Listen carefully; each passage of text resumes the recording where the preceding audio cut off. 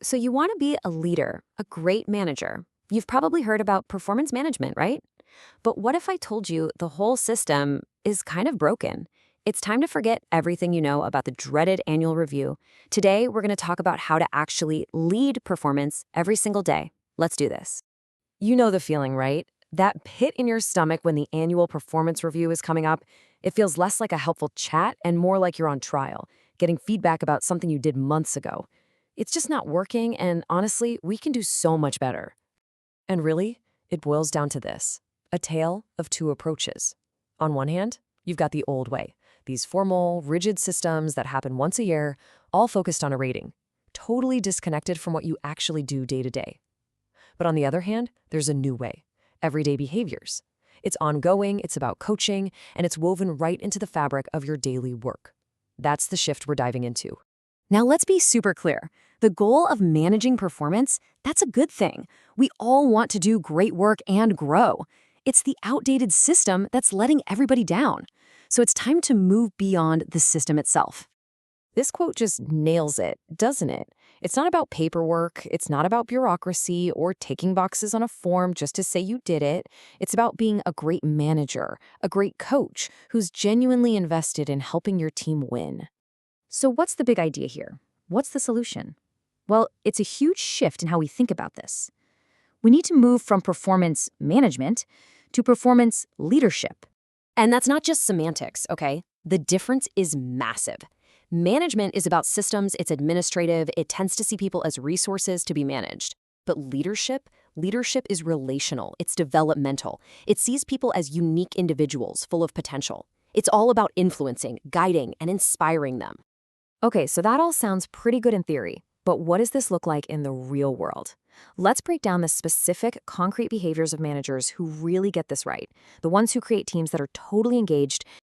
Listen to this. This is a real quote from a manager in the research, and it gets to the heart of the matter.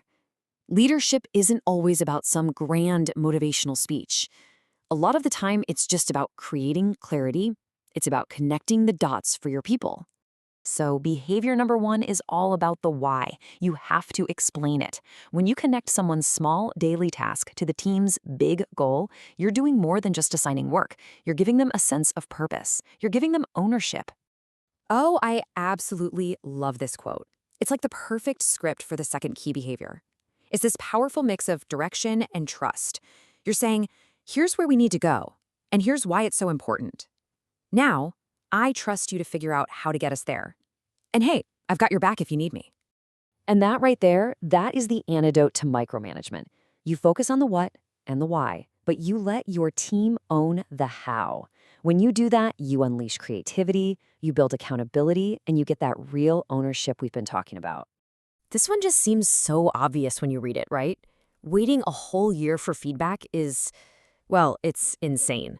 Imagine making a mistake in February and not hearing about it until December.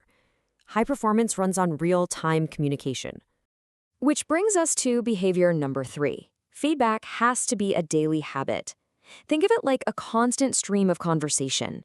It's the positive stuff, like, hey, the way you handled that client's question was brilliant. And it's the developmental stuff too. Like, that's a great start on the report, but what if we tweaked the opening to make it even more powerful? This is the fuel for growth. So, we've got these 3 core behaviors. But how do they all fit together? Well, let's look at a really simple but powerful framework that can help us make sense of it all. It's a classic, but it works. Okay, the first part of the framework is called initiating structure. Now, that sounds a little academic, I know, but all it really means is the task stuff. It's defining who does what, organizing the work, setting deadlines, basically creating clarity and giving the team a clear direction. Without this, you just get chaos.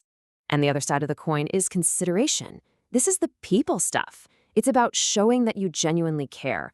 It's building trust, checking in on your team's well-being, and creating what we call psychological safety, an environment where people feel safe to speak up, take risks, and be themselves. So when you put those 2 dimensions together, you get this really cool matrix with 4 different leadership styles. Let's walk through it. Down in the bottom left corner, you've got low structure and low consideration. That's the laissez-faire manager, totally hands-off, which leads to confusion. Now go up to the top left. High on people, but low on tasks. That's your country club manager. Super nice, everyone's friend, but nothing ever gets done on time. Then, bottom right, high on tasks but low on people. That's the autocrat. They hit their numbers, for sure, but they leave a trail of burned out people behind them. And that leaves the sweet spot, top right, high structure and high consideration. That is performance leadership. You get amazing results and you build people up along the way. That's the goal. All right, enough theory. Let's make this real. How can you, right now, start walking the path to becoming a true performance leader? Here's a simple roadmap. Think of this as the DNA of a performance leader. It's about connecting the work to the big picture, coaching people to unlock their potential, setting clear standards so everyone knows what good looks like, and of course, giving that constant real-time feedback. So here's your 4-step plan. 1. Cascade goals. Even if you're a student, that just means showing how each person's part of a project connects to getting that A. 2. Establish a rhythm. Ditch the scary annual review and just have quick 15-minute weekly check-ins. 3. Role model. Be the kind of team member you want others to be. And 4. Coach for development. Ask, what can we learn from this, not just, why did you mess that up? Look, big changes can feel intimidating, so don't try to do it all at once. Start with micro habits. In your next team meeting, just connect one task to the overall goal. Tomorrow, give one person a piece of specific, positive feedback. And in your next one-on-one, before you dive into the work, just start by genuinely asking, hey, how are you doing? It's these small, consistent actions that build legendary leaders. And that's really the core message here. If you remember one thing, let it be this. High performance doesn't come from a fancy, complicated system. It comes from simple, human, daily leadership behaviors that inspire and guide people. So let's recap. Leadership is something you do every day, not something you fill out on a form once a year. The secret sauce is that balance between the task and the people. And you unlock your team's best work by giving them clarity, autonomy, and a ton of feedback. It's time to replace management by form with leadership by relationship. I'm going to leave you with this killer quote from researcher Kevin Murphy. Performance management will not die, but it should. The old way of doing things isn't just broken, it's holding us back.